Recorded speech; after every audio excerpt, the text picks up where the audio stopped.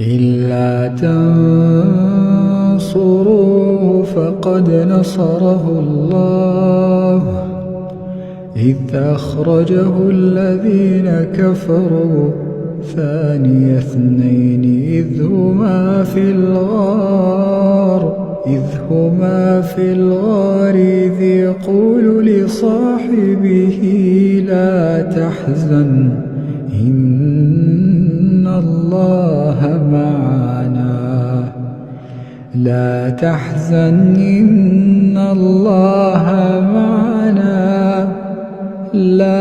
تحزن